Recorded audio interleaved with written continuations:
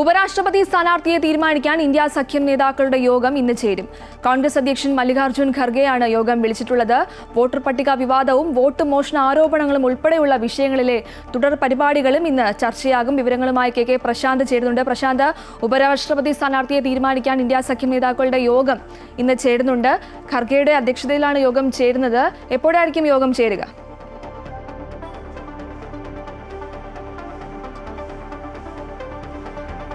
ഗോപിക, രാവിലെ 10:30 പാർലമെന്റിലാണ് യോഗം വിളിച്ചു ചേർക്കുന്നത്. മല്ലികാർജ്ജുൻ ഖാർഗെയുടെ ഓഫീസിൽ യോഗം ചേരുമെന്നാണ് അറിയിച്ചിട്ടുള്ളത്. അതിലേക്ക് പ്രതിപക്ഷ പാർട്ടികൾ, അതായത് ഇന്ത്യ സഖ്യത്തിലുള്ള പാർട്ടികളുടെ പ്രധാനപ്പെട്ട നേതാക്കളെ, എംപിമാരായ നേതാക്കളെ ക്ഷണിച്ചിട്ടുണ്ട്. അവരാണ് യോഗത്തിൽ പങ്കെടുക്കുന്നത്. സ്ഥാനാർത്ഥി ആരാകണം എന്നുള്ളതാണ് പ്രധാനപ്പെട്ട ചർച്ച.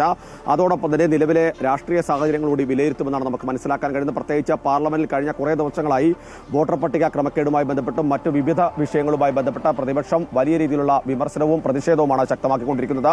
അത് തുടർന്ന് മുന്നോട്ട് കൊണ്ടുപോകുക എന്ന നിലയിലേക്ക് തന്നെയാണ് ഇപ്പോൾ നിലപാടെടുത്തിരിക്കുന്നത്. ഇനി 3 ദിവസം മാത്രമാണ് പാർലമെന്റ് സമ്മേളനം ചേരുന്നത്. അതിനുശേഷം പിന്നീട് തെരഞ്ഞെടുപ്പിന് വേണ്ടി മാത്രമാണ് സമ്മേളനം പാർലമെന്റ് വീണ്ടും ചേരുക. അതുകൊണ്ട് തന്നെ ഈ വിഷയം ഇത്തരം ദിവസങ്ങളിലൊക്കെ തന്നെ വലിയ സജീവമായി നിർത്തുക എന്ന് തന്നെയാണ് പ്രതിപക്ഷം ആലോചിക്കുന്നത്. നേരത്തെ കന്യാസ്ത്രീകളുടെ അറസ്റ്റുമായി ബന്ധപ്പെട്ട വിഷയങ്ങളടക്കം തന്നെ അടിയന്തര പ്രമേയത്തിന് കേരളത്തിലുള്ള എംപിമാർ നോട്ടീസ് നൽകിയിരുന്നു. പക്ഷേ അതൊന്നും തന്നെ അംഗീകരിക്കാനോ അതിന്മേലോ ഏതെങ്കിലും തരത്തിലുള്ള മറുപടി പറയാനോ കേന്ദ്ര സർക്കാർ തയ്യാറായില്ല. അതുകൊണ്ട് തന്നെ ഇത്തരം വിഷയങ്ങൾ സജീവമായി നിർത്താൻ തന്നെ പ്രതിപക്ഷം തീരുമാനിക്കുന്നു. മറ്റൊന്ന്, നേരത്തെ സൂചിപ്പിച്ച പോലെ തന്നെ ഉപരാഷ്ട്രപതി തെരഞ്ഞെടുപ്പുമായി ബന്ധപ്പെട്ട ആരെ സ്ഥാനാർത്ഥിയാക്കണമെന്നുള്ള ചർച്ചയാണ് പ്രധാനമായി യോഗത്തിൽ ഉയർന്നു വരിക.